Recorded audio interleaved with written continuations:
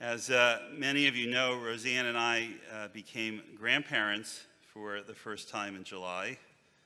Our new grandson, Isaac, is a bundle of joy, and if after services, I'd be happy to share with you the 1,000-plus photos already on my iPhone.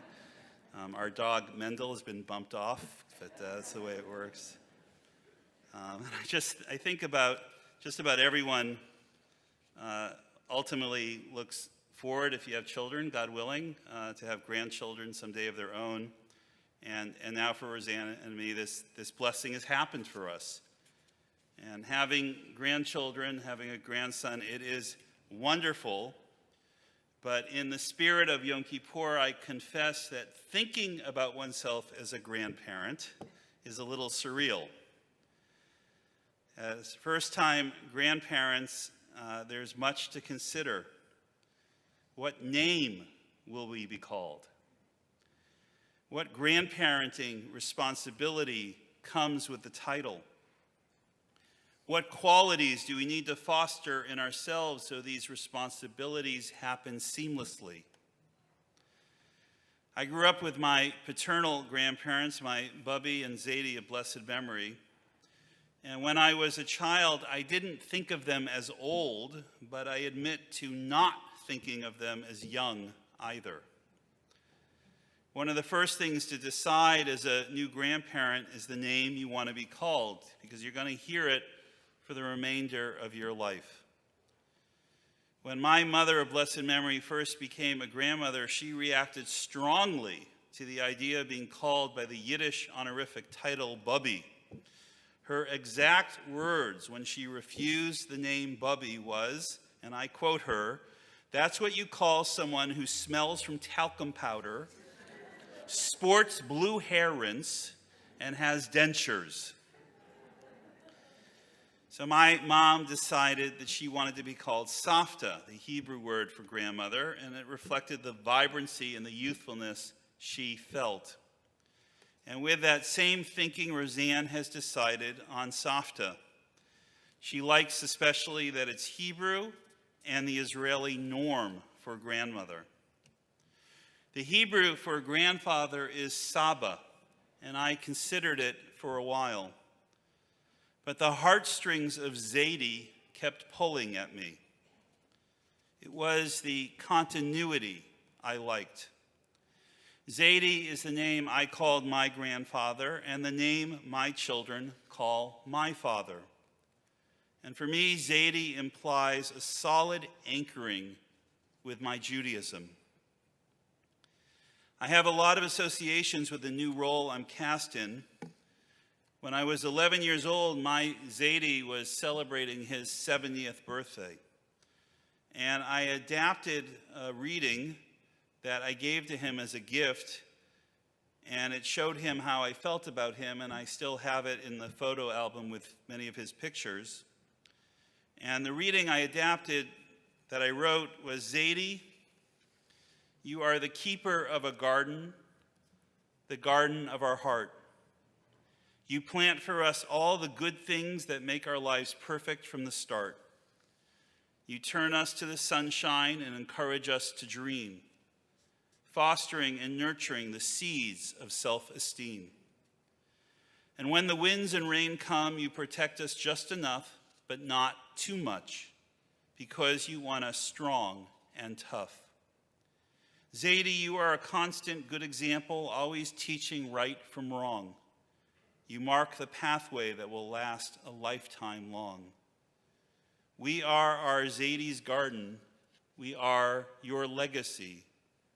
Thank you, Zadie. We love you." That simple poem, adapted when I was 11 years old, is as true and as accurate today as was when I first read it to my Zadie 45 years ago. I'm always filled with nostalgia about my grandparents during the High Holy Days, and it reaches a crescendo when we arrive at Yizkor. Yizkor intensifies the memories of our Bubbies and our Zadies. We sit amidst powerful thoughts of those who gave us life and those with whom we lived our lives, and oftentimes those with whose legacy we might still struggle. I sometimes feel cheated because I didn't have enough time with my grandparents. When they were still alive, I was too young to appreciate and value the special moments with them. I'm grateful that they were always present during my childhood and that they lived long enough to see our oldest son born.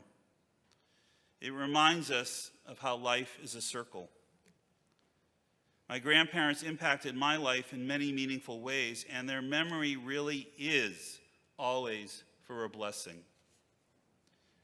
I hope that someday our grandchildren will remember Roseanne and me in the same wonderful way that I remember my Bubby and Zadie. They set high standards to live up to. I hope we have the right blend of patience and support. I hope to be generous, not so much with toys, but with time, patience, and understanding. I look forward to seeing the world through their young eyes with the fresh wonder of everything that's new. I hope to provide a rock-solid foundation of love and safety so my grandchildren know that every emotion is welcome and manageable. I hope to laugh and play and to revisit childhood, the gift loving grandchildren offer to devoted grandparents. Roseanne and I want to be grandparents who touch the hearts of our grandchildren as they touch ours. But for us, it's important to go beyond nurturing the humanity of our grandchildren. We also want to cultivate with love their Jewish identity. We want Isaac and, God willing, our future grandchildren to feel the strength that comes with their Yiddishkeit, a love of everything Jewish that's their spiritual and cultural heritage. There's a song by Moshe Yes entitled My Zadie. The lyrics are a powerful reminder of our obligations as parents, grandparents, and role models to ensure the continuity of Jewish tradition. Here's the poem.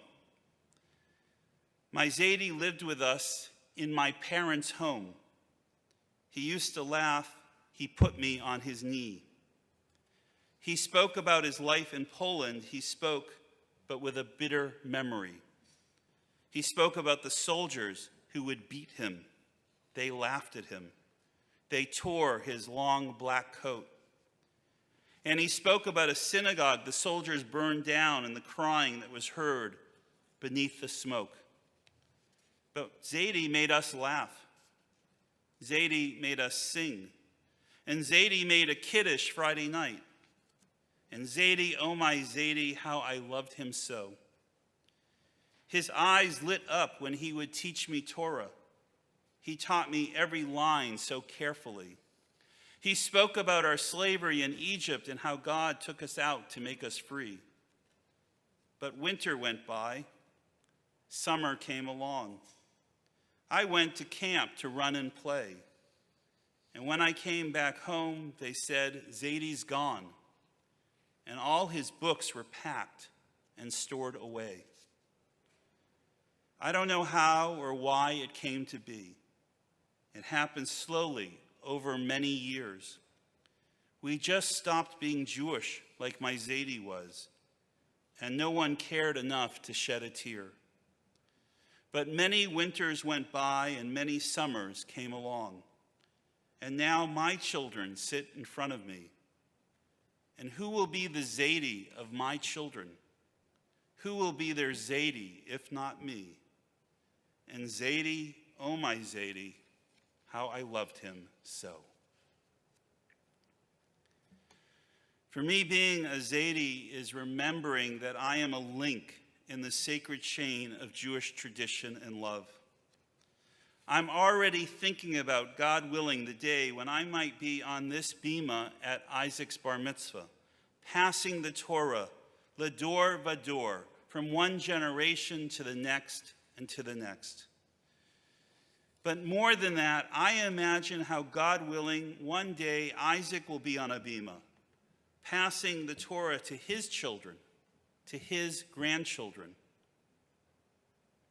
Roseanne and I ask ourselves, what qualities do we need to foster to lovingly teach our grandson the first rule of our Yiddishkeit, to guarantee Jewish continuity?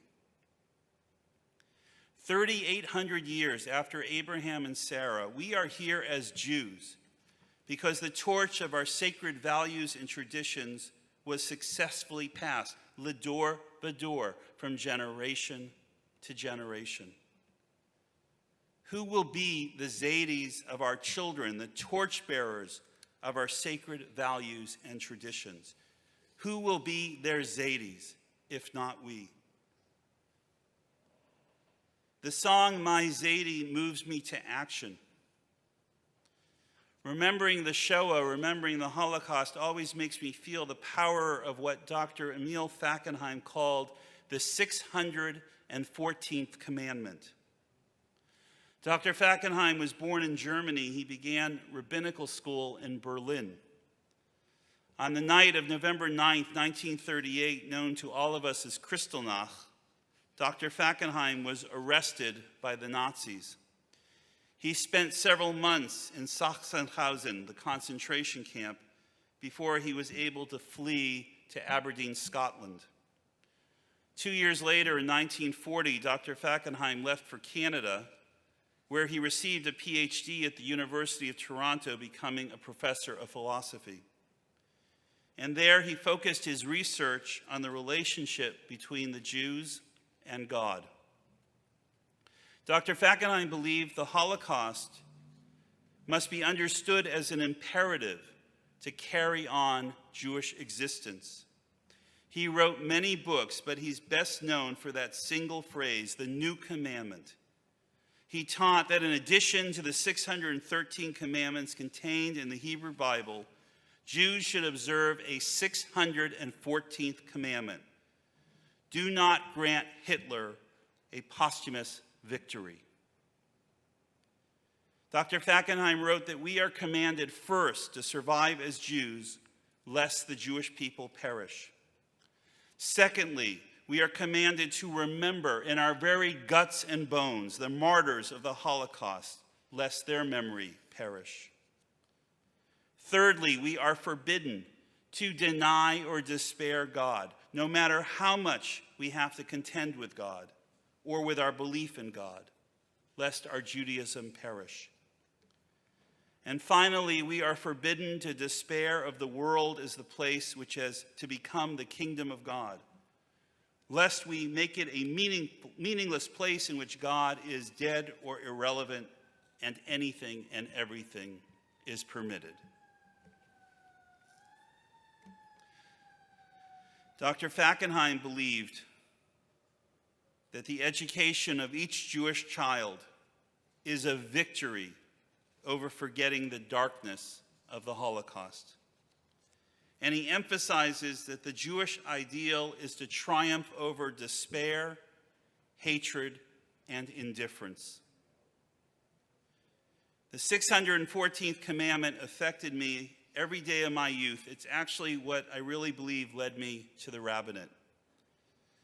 I believe it's our solemn duty to always remember and to always pledge never again. But I also believe that Judaism cannot forever be associated with the persecution we've suffered through the ages. The Jewish people should not be defined by tragedy or by the horrors of Auschwitz. Our Judaism cannot nurture the seeds of the future if they're fertilized by the horrors of the past. We cannot be a people who remain true to the ideals of our ancestors only because of the tragic fate which befell them. A Judaism in which suffering and sorrow prompt our Yizkor memories is not the way to strengthen the links of our sacred traditions and love. For my grandchildren, Judaism and being Jewish must first and foremost be powered by joy. For all of our children, all of our grandchildren,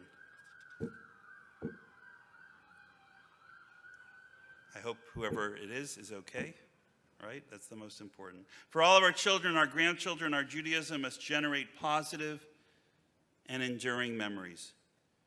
Judaism has to be a vibrant force inside of us, a spirit that unbinds us from past tragedy in pursuit of simcha, from sorrow to unbridled joy. God's charge to us is to be a light unto the world. This is only possible if we associate our Jewish identity with happiness and not sorrow. Every Jewish parent, every Jewish grandparent, every Jewish role model must succeed in teaching that it's good to celebrate Jewish holidays. It's exhilarating to study Torah. It's an absolute joy to live a life fulfilling mitzvahs.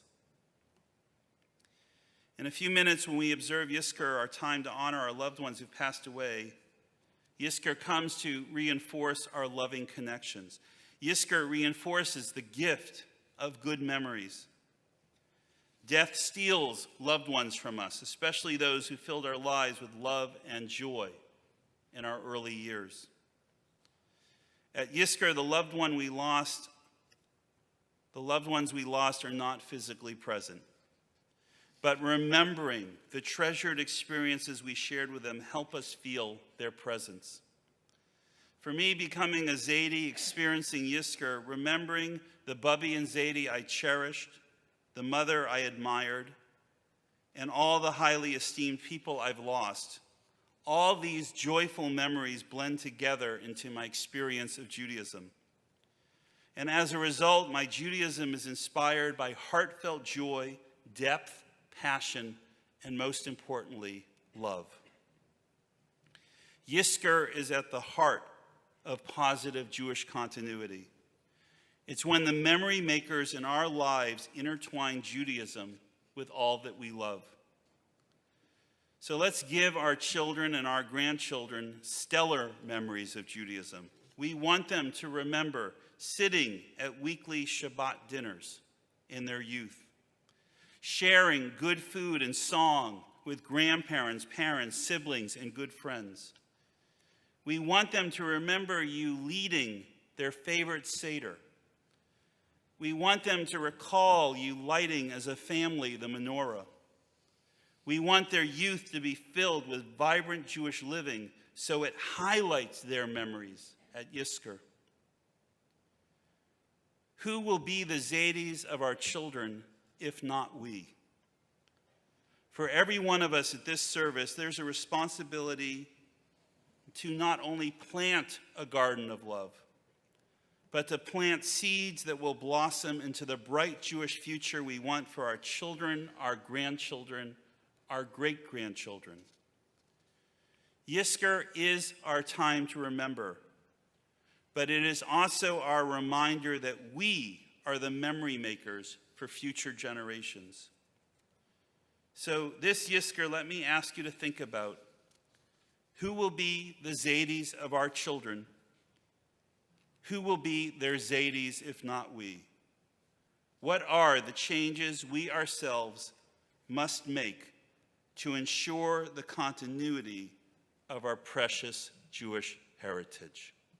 Gemar Hatima Tova, a good closing seal for a happy, healthy, and peaceful new year. And let us say, Amen.